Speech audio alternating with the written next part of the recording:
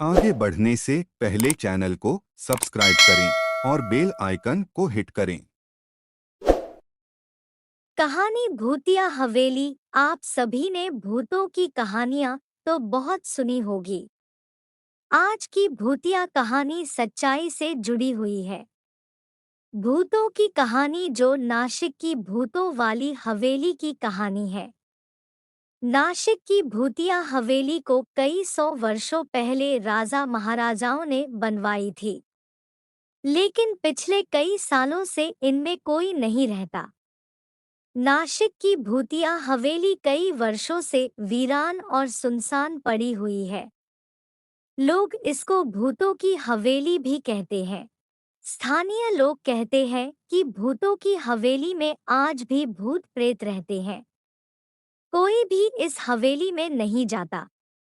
आत्माओं का अध्ययन करने वाले दिल्ली के वैज्ञानिक मनोज को जब नासिक की भूतिया हवेली के बारे पता चला, तो उन्होंने इस भूतों की हवेली के बारे अध्ययन करने का निर्णय लिया, क्योंकि वो पिछले कई समय से भूतिया जगह की तलाश में थे, ताकि वो भूतिया आत्माओं पर अध्ययन कर सके।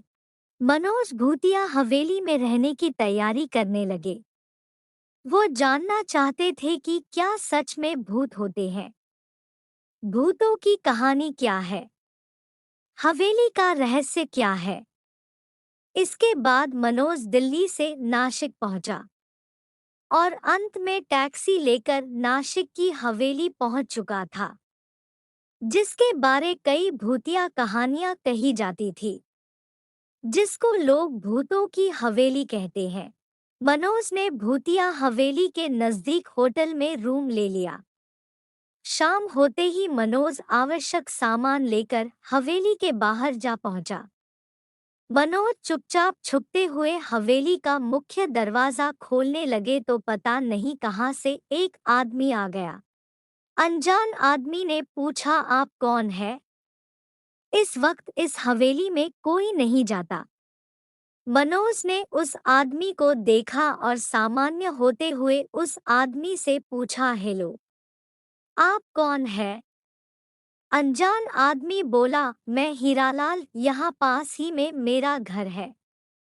मैं यहाँ से जा रहा था, तभी आपको देखा और यहाँ आ गया। क्योंकि बाहरी लोग ही यहाँ आते हैं जिनको इस भूतिया हवेली की कहानी के बारे में नहीं पता होता। जो भी व्यक्ति इस भूतिया हवेली की कहानी के बारे में जानता है, वो शाम और रात के समय इस हवेली के भीतर जाना तो दूर, इसके आसपास भी नहीं आते हैं। मनोज, हाँ, मैंने सुना तो है कि नासिक की ये हवेली भूतिया है। यहाँ कोई नहीं रहता, इसलिए मैं यहाँ आया हूँ ताकि इस हवेली में रुककर इसकी हकीकत लोगों को बता सकूं। हीरालाल, क्या मतलब है आपका? आप सब जानते हुए भी इस भूत बंगला मतलब इस हवेली में रुकना चाहते हैं? मनोज, जी हाँ, आपने सही सुना। मैं रात में यहाँ रुकने वाला हूँ। हीरालाल, आप मेरी बात मानो और अभी यहाँ से वापस लौट जाओ। इस भूतिया हवेली में जाने वाला कोई भी वापस लौटकर नहीं आता है। और आपको तो इस हवेली की कहानी के बारे में भी पता है।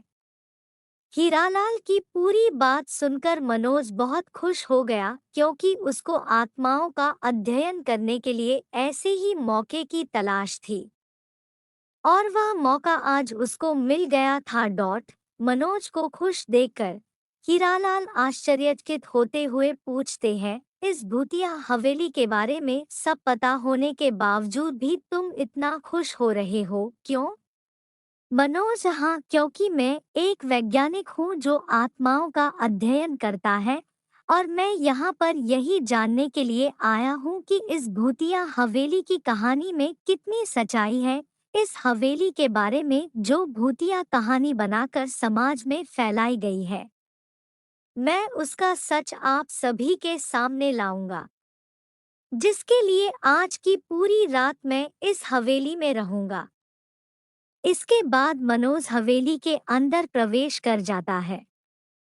हीरालाल की मनोज को रोकने की सभी कोशिश नाकाम हो जाती है। मनोज के अंदर जाते ही हीरालाल भी जल्दी जल्दी अपने घर की तरफ लौट जाता है। मनोज जैसे ही हवेली के अंदर पहुंचता है, हवेली का नजारा देखकर मनोज के हाथ पैर ठंडे हो जाते हैं, क्योंकि यह हवेली सच में भूतिया थी। दीवारों पर उलूल जुलूल भाषा में कुछ लिखा हुआ था। चारों तरफ मकड़ी के जाले और धूल जमी हुई थी। कुछ पल के लिए तो मनोज को लगा कि यहाँ सच में भूत रहते हैं। फिर कुछ सोचते हुए अपना सामान एक जगह रखा। हवेली में इधर-उधर घूमने लगा। चारों तरफ घूमने के बाद पहली मंजिल और दूसरी मंजिल पर भी चला गया। कुछ समय बाद हवेली का पूरा मुआयना करके वापस नीचे आ गया। कुछ समय बाद मनोज हवेली की ड्राइंग रूम की तरफ गया, जहां पहले से सामान बिखरा हुआ पड़ा था। वहां पर रखे गए सोफे पर जमी धूल को साफ करके बैठ गया। तभी उसकी नजर ड्राइंग रूम में रखी शराब की बोतलों पर गई। वहां से रेड वाइन की बोतल ली और उसको खोलकर 2-3 पैक पी लिए। शराब पीने के बाद अपने मोबाइल में गाने चालू करके झपकियां लेने लग गया। जैसे ही झपकी लगी तो दूसरी मंजिल से फ्लावर पॉट नीचे फेंका गया, जो फर्श पर गिरते ही टूटकर बिखर गया। फ्लावर पॉट के गिरने की आवाज से मनोज डर गया और झट से खड़ा हुआ।